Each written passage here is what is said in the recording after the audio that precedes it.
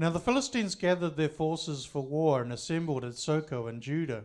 They pitched camp towards Ephes-dammim, between Socoh and Azekah. Saul and the Israelites assembled and camped in the valley of Elah and drew up their battle line to meet the Philistines. The Philistines occupied one hill and the Israelites another, with a valley between them. A champion named Goliath, who was from Gath, came out to the Philistine camp. His height was 6 cubits and a span. He had a bronze helmet on his head and wore a coat of scale armor of bronze weighing 5,000 shekels. On his legs he wore bronze greaves, and a bronze javelin was slung on his back. His spear shaft was like a weaver's rod, and its iron point weighed 600 shekels. His shield bearer went ahead of him. Goliath stood and shouted to the ranks of Israel, "Why do you come out and line up for battle? Am I not a Philistine? Are you not the servants of Saul? Choose a man and have him come down to me. If he is able to fight and kill me, we will become your subjects. But if I overcome him and kill him, you will become our subjects and serve us." Then the Philistine said, "This day I defy the armies of Israel. Give me a man and let us fight each other." On hearing the Philistines' words, Saul and all the Israelites were dismayed and terrified. Now David was the son of an Ephrathite named Jesse, who was from Bethlehem in Judea. Jesse had 8 sons, and in Saul's time he was very old. Jesse's 3 oldest sons had followed Saul to the war. The firstborn, Eliab, the second, Abinadab, and the third, Shammah.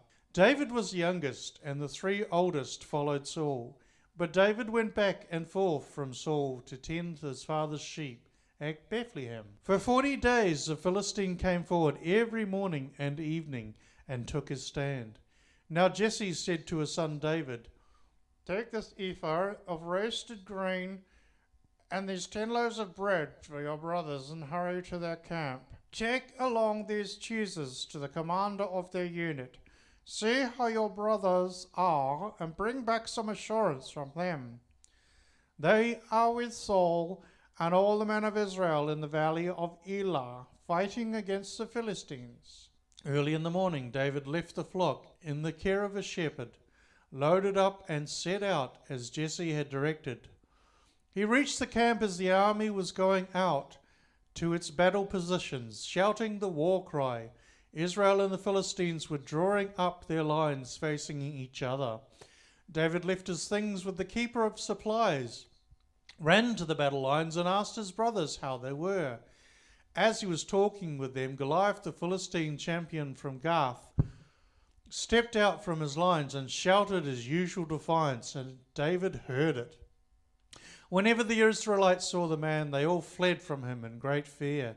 Now the Israelites had been saying, "Do you see how this man keeps coming out, how he comes to defy Israel? The king will give great wealth to the man who kills him. He will also give him his daughter in marriage and will exempt his family from taxes in Israel." David asked the men standing near him, "What will be done for the man who kills this Philistine and removes this disgrace from Israel? Who is this uncircumcised Philistine that he should defy the armies of the living God?" They repeated to him what they had been saying and told him, "This is what will be done to the man who kills him." When Eliab, David's oldest brother, heard him speaking with the men, he burned with anger and asked, "Why have you come down here? And whom did you leave those few sheep in the wilderness? I know how conceited you are and how wicked your heart is. You came only to watch the battle." "Now what have I done?" said David. "Can't I even speak?" He turned away to someone else and brought up the same matter. And the men answered him as before. What David said was overheard and reported to Saul, and Saul sent for him. David said to Saul, "No one lose heart on account of this Philistine. Your servant will go and fight him." Saul replied, You are not able to go against this Philistine and fight him. You are only a young man, and he has been a warrior from his youth." But David said to Saul, "Your servant has been keeping his father's sheep.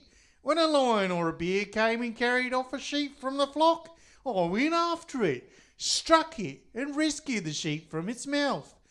When it turned on me, I seized it by its ear, struck it, and killed it. Your servant has killed both the lion and the bear. This uncircumcised Philistine will be like one of them, because he has defied the armies of the living God. The Lord who rescued me from the paw of the lion and the paw of the bear will rescue me from the hand of this Philistine."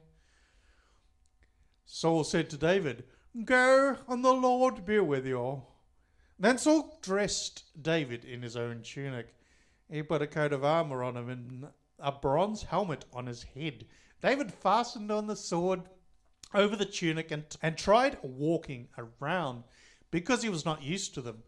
"I can't go in these," he said to Saul, "because I'm not used to them." So he took them off. Then he took his staff in his hand, chose 5 smooth stones from the stream, put them in a pouch of his shepherd's bag, and with a sling in his hand approached the Philistine.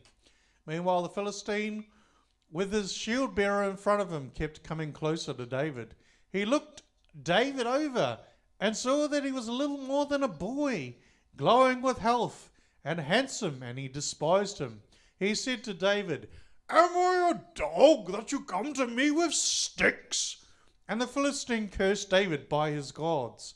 "Come here," he said, "I'll give your flesh to the birds and the wild animals." David said to the Philistine, "You have come against me with the sword and the spear and the javelin, but I'll come against you in the name of the Lord, Almighty, the God of the armies of Israel, whom you have defied.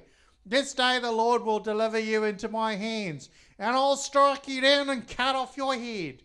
This very day I will give the carcasses of the Philistine army to the birds and the wild animals, and the whole world will know there is a God in Israel.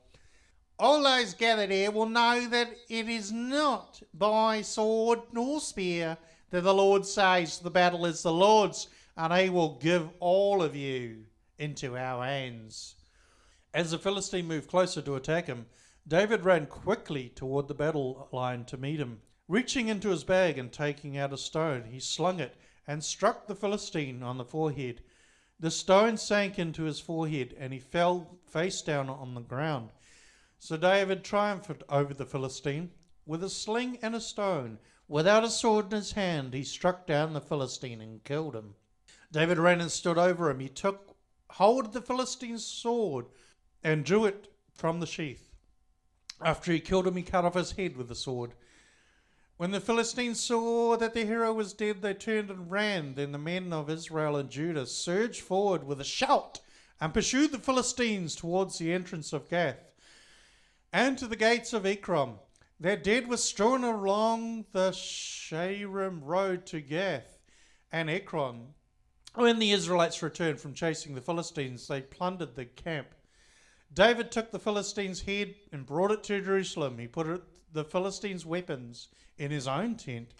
As Saul watched David going out to meet the Philistine, he said to Abner, commander of the army, "Abner, whose son is that young man?" Abner replied, "As surely as you live, your majesty, I don't know." The king said, "Find out whose son this young man is." As soon as David returned from killing the Philistine, Abner took him and brought him before Saul, with David still holding the Philistine's head. "Whose son are you, young man?" Saul asked. David said, "I am the son of your servant Jesse of Bethlehem."